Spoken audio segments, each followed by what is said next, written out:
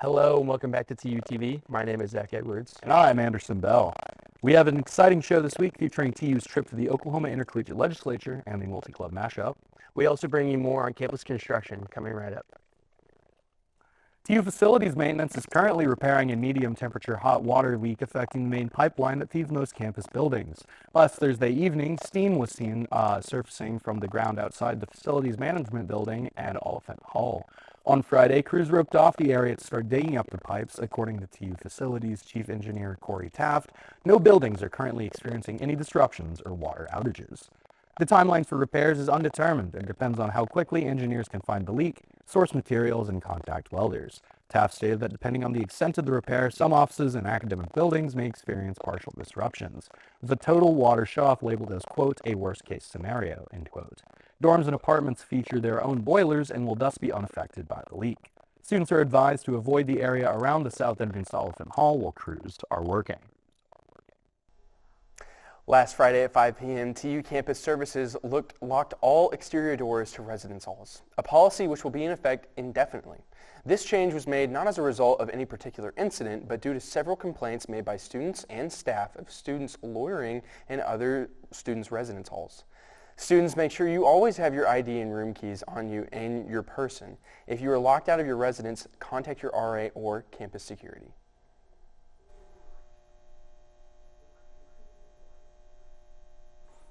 Last week, Disney laid off over 1,000 employees, affecting the operations of several of its subsidiaries, including Marvel Studios.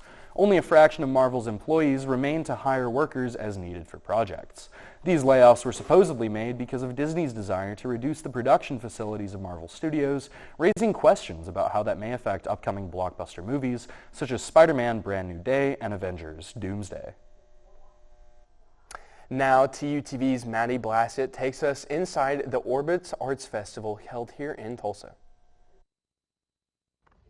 This past Saturday, the Tulsa Performing Arts Center was joined by various arts and cultures for their Orbits Arts Festival. This festival features different art forms like music,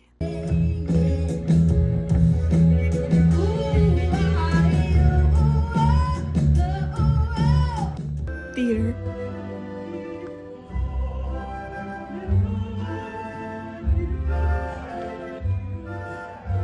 and different cultural dances.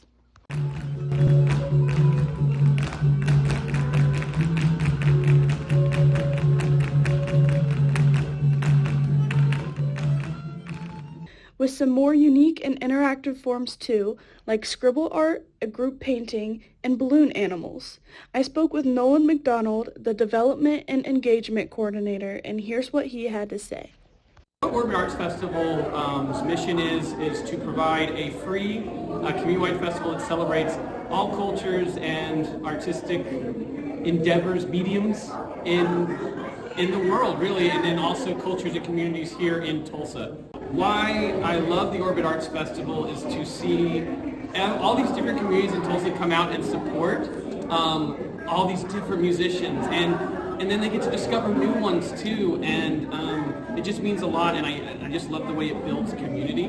Love it, it's the best. If you haven't been, you need to come out. It is just such a great thing for the community here in Tulsa. If you missed it this year, make sure to check out the Tulsa Performing Arts Center's Orbits Art Festival next year.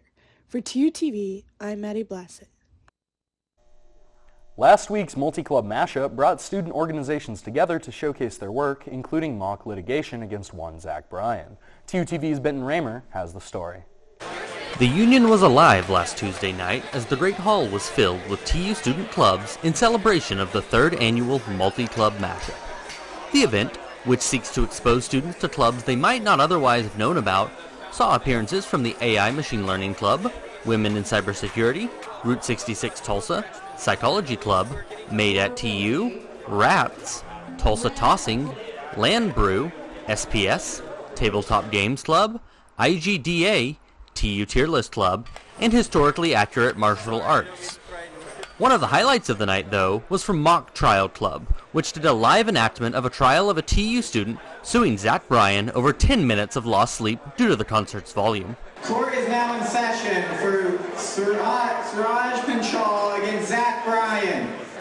We are suing for great pain and suffering, including and not limited to parking problems arising from the Zach Bryan's concert, up to 12 minutes and lost sleep damages, wastes of time listening to MIDI music and emotional pain from MIDI music thereof, and we are asking for $1 trillion or for the defendant to attend every leadership TU session instead of our client for the remainder of the semester.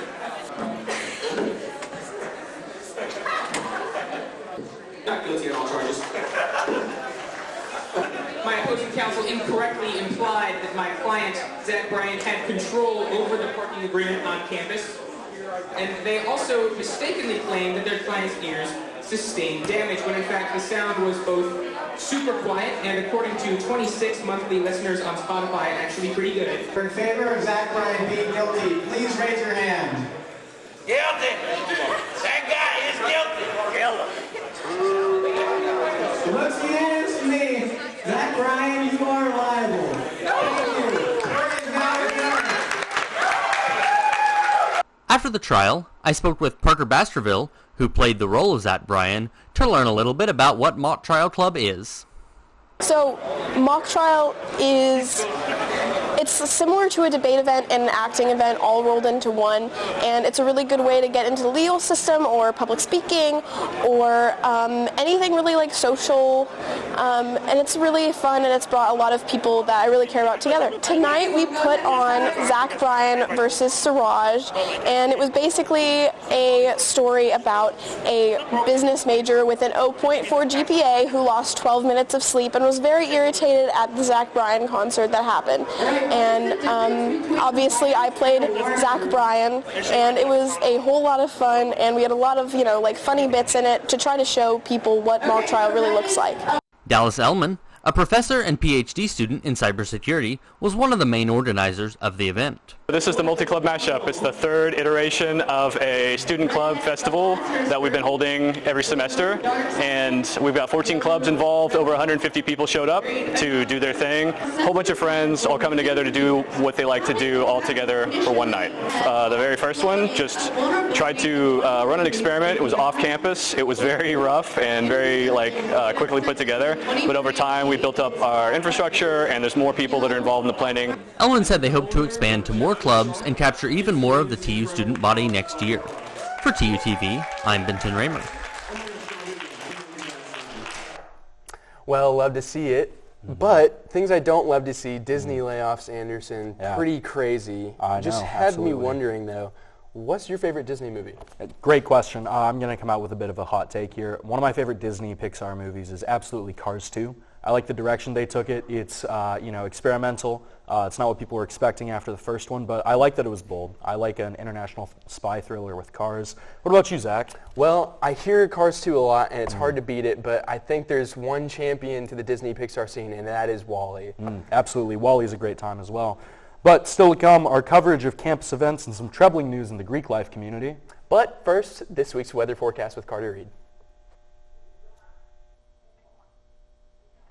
Hi, and welcome back to TUTV Weather. We're currently experiencing a brief lull in this pattern of severe weather we're having, a trend that will unfortunately be broken later this week. Starting on Thursday evening, the Storm Prediction Center has highlighted a series of severe weather events centered largely around the southern plains.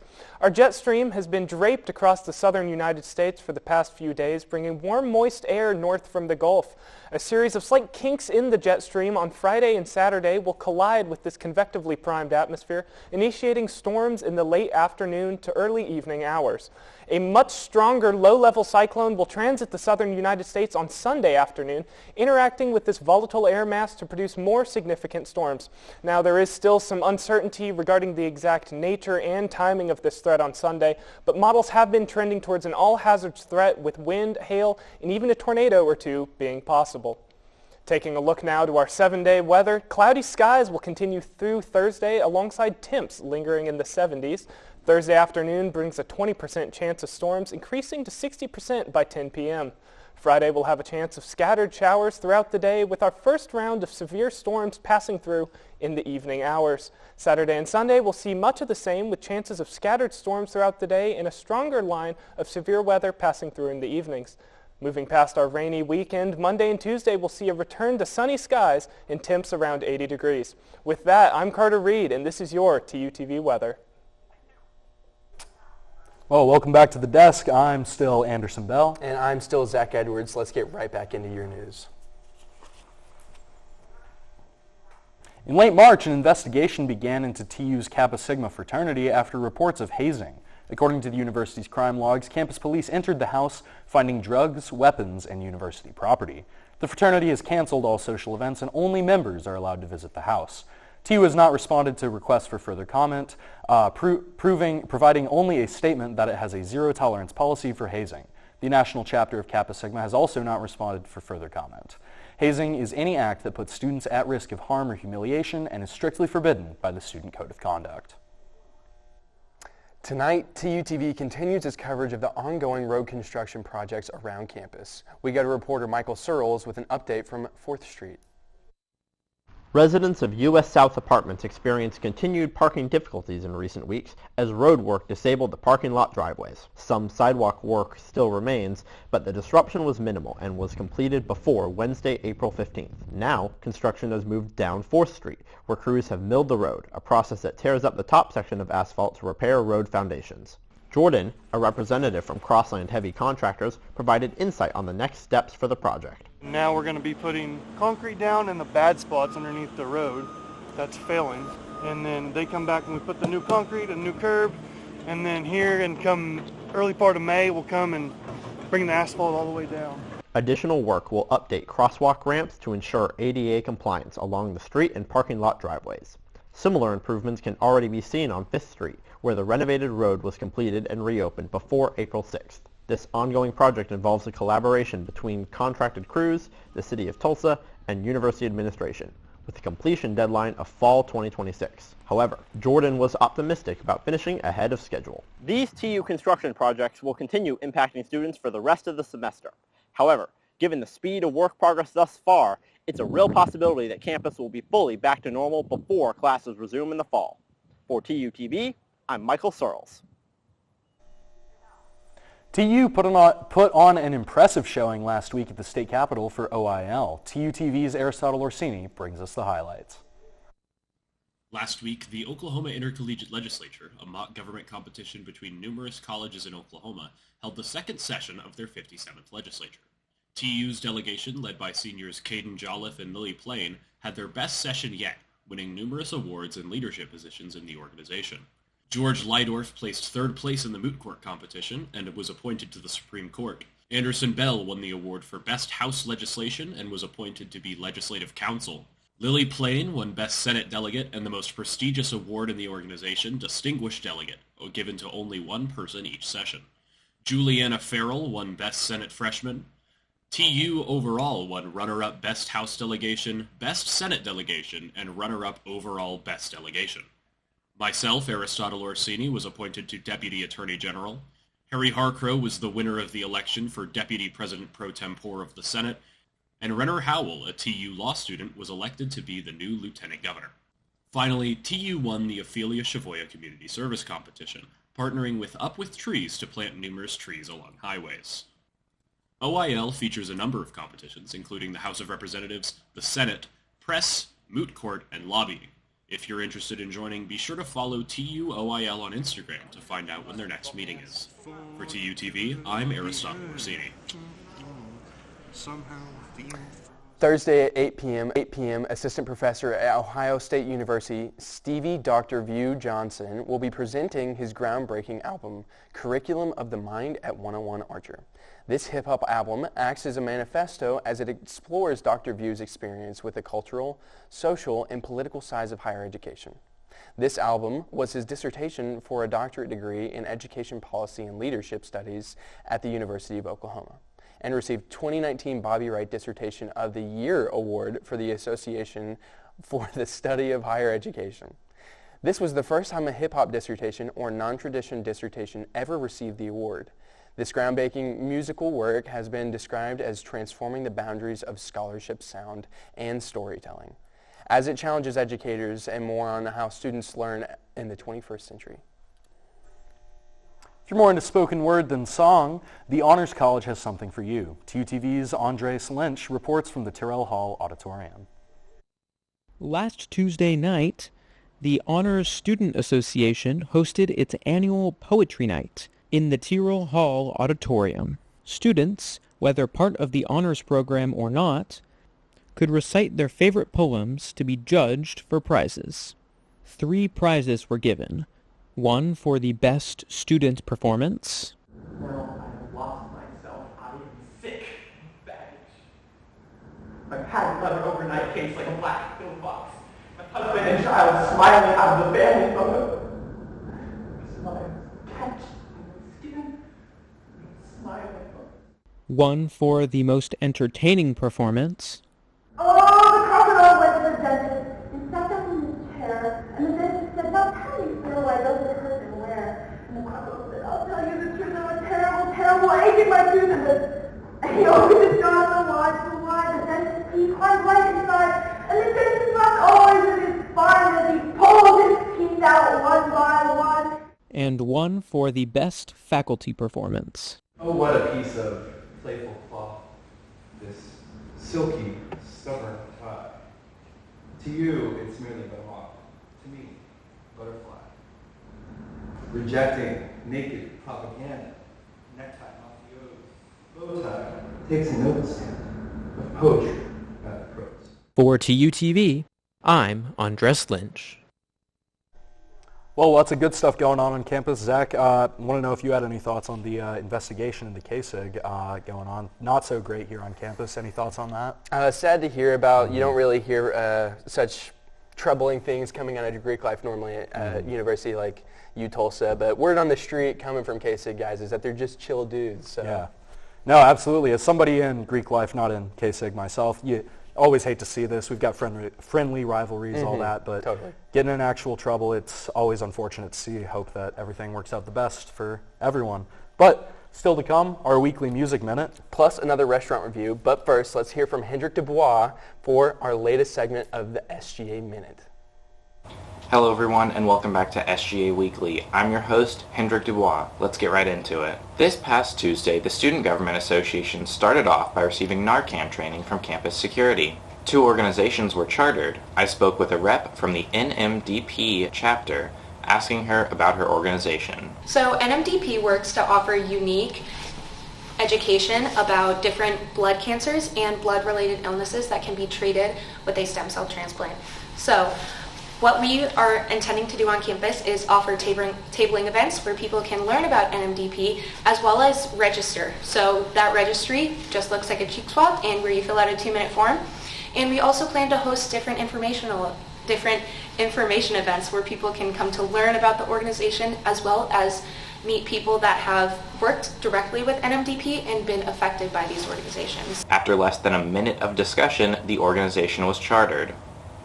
The Grappling Club was also chartered, an organization focused on bringing people interested in wrestling and jiu-jitsu together, teaching classes and learning about grappling in a beginner-friendly environment.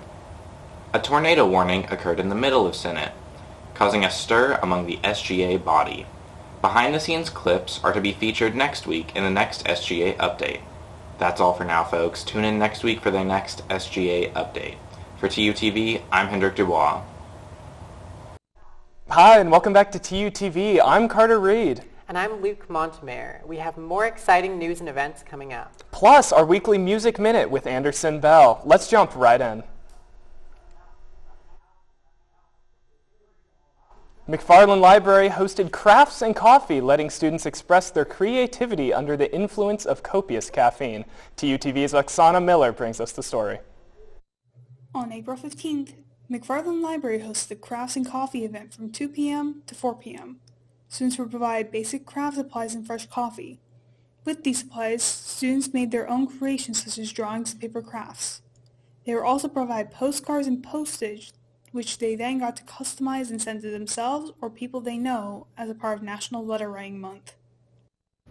Good morning. Today is Friday, and Mom, Dad, if you're watching this, check your mail. While there was a low turnout on this event, the few that stopped by remained for the majority of the time. With that being said, There's set to be another Crafts and Coffee session this week from 11:30 a.m. to 2:30 p.m. on April 23rd. That'll be Oklahoma themed. For TUTV, I'm Oksana Miller. Crafts and Coffee is not the only thing going on at McFarland this week. On Friday, April 24th, the library will host its spring book sale from 9 a.m. to 3 p.m. If the weather permits, it will take place outside on the north side of the library. Otherwise, it will be hosted in the lobby by Starbucks. Also on Friday, the Kendall College Advisory Board will show the movie Rumblefish and the short film Mutual Love Life in the Lorton Hall Auditorium. These showings will be followed by a Q&A session from the producers and alums Sua Bia Montgomery via Zoom and Robert Peters in person. Students who arrive at 6:30 p.m. will receive free pizza with the screening starting at 7. Last week, TU hosted Our Blood Institute for the bi-semester Campus Blood Drive. TUTV reporter Reese Wood has the report. Last Wednesday and Thursday, Our Blood Institute, or OBI, visited the University of Tulsa to collect blood donations. This blood drive took place in the alcove of the Allen Chapman Student Union and saw many students sign up to donate blood throughout the day. The donations that we get here, we're going to take to Oklahoma City and process them. Then that blood will come back to us and we'll send it out to a hospital for them to use. I decided to donate blood today because I've done it a couple times before and I feel like it's kind of fun, and also I want to help people. Blood donation can last up to an hour on average, from the setup process to the blood draw itself, which usually lasts 8 to 10 minutes. These blood drives are frequently hosted by OBI all throughout Tulsa and Oklahoma at large. For TUTV, I'm Reese Wood. This week, Andres Lynch places a local Tulsa restaurant in the spotlight. Let's check it out. For our second to last restaurant review, we decided to go to Angie's, a catfish and wings location only in Tulsa. There used to be a few more locations in the area, but unfortunately, Angie's is down to its last location. And although we had some polarized opinions on the place, I still want to get the word out about it and make sure you guys check it out while it's still open. This was the 4th time I had been this year. I think it's amazing. But let's see what we had to say in the moment. So, after trying everything, I can certainly say that when you bite into anything from Angie's, it definitely tastes like Angie's. Everything has like this remarkable consistency. Like the chicken, the shrimp, especially the catfish, have like some like uniform kind of like gelatinous texture. It's very, very oily. Something to the taste, not so much to the stomach. My heart wants to give this a solid like 8. My stomach is saying maybe more like a 4. Take it at your own risk. Okay, so I feel like I've been enlightened going here because this is my 4th time coming to Angie's, but it's never tasted this good. The catfish, I don't know what they do to it, and I'm not gonna ask, but it's good. Just don't ask. No questions. Just eat it. The fries are so crispy. They're so amazing. We had some shrimp, fried shrimp, great as always. The okra too, it's never tasted this good. In a previous review of a fish market, I was thinking, is this better or worse than Angie's? It's better here, without a doubt. Amazing. They have great tartar sauce, great lemonade, good cocktail sauce, good ketchup, good everything. The mac and cheese, such a good texture, so warm. I guess they agree with me. Everything was awesome. 10 out of 10. 100 out of 10, I don't care. Go eat at Angie's. It's the last location left. Don't miss it. Yeah. Bruce has driven past Angie's every day for about the past 10 years of my life and never once stopped to enjoy it. This is me telling you, don't be like Bruce. Stop at Angie's. It's delectable. It's delicious. Some of the best fried chicken, some of the best wings that you're ever gonna have. Don't get me started on the ranch. The ranch was insane. Y'all are gonna love it. Wings, I'm a big old wing guy. I love me some Wingstop, hard to top it. Angie's did it. Me, not a big catfish guy. Guess what? Loved Angie's catfish. Shrimp cocktail, never had fried shrimp cocktail. It was killer. Come to Angie's, you won't regret it. I'm gonna give it a solid, I'm gonna say 8.2 to 8.4 out of 10. Good, could use some work. They didn't give me enough ranch, but besides that, killer. For TUTV, I'm Andres Lynch. Angie serves fish and birds, and tonight Anderson brings us an album about a fishy bird. Let's check it out with this week's Music Minute. Thanks, Carter. This week's album may not exactly be about a fishy bird, but it is definitely named after one. This week's album is Among My Swan by Mazzy Star. It's the third studio album and was released in 1996 by the band, and it blends elements of psychedelia, dream pop, and alt-rock, considered as one of the standard bearers of the genre. Now, lead singer Hope Sandoval's quiet vocals drive the album, giving it that emotional feel that I'm going to talk about more later. The songs range from either acoustic ballads with symphonic elements to vast soundscapes with distortion-drenched guitars. Overall, it's a very melancholic and reflective album, definitely one you need to sit down and listen to all the way through. Some of my favorites on the album are Roseblood. It's a sound you could almost get lost in. The guitars, all of it, it's just enveloping. Flowers in December, it's kind of on the other end of the spectrum. It's folk influence, got kind of a lonely feel. The harmonica on it is absolutely beautiful. And Take Everything is kind of the synthesis between these two songs. It starts out haunting, melancholic, and eventually it gives way to the wall of sound that you find on other songs on the album. Overall, this is a very, very strong album, an 8.7 out of 10. But as with much of Mazzy Star's work, I would not, in good conscience, recommend that you listen to it if you're already feeling kind of sad. That's just kind of the melancholic, introspective vibe that it has. But again, overall, very good, 8.7 out of 10.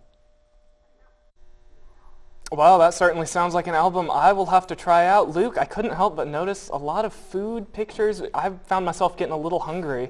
Do you have any local places you have to recommend? I've been to Tally's a few times. Very good for like breakfast foods, which they serve all throughout the day. I recently found out, which I certainly like. What about you? Chicken and the Wolf, right across the street. Yeah. That's my go-to for fried chicken. With that, make sure you tune in next week to see our exciting end-of-semester special featuring over an hour of exclusive content created by our TUTV staff. I'm Carter Reed. And I'm Luke Montemayor, and we will see you then.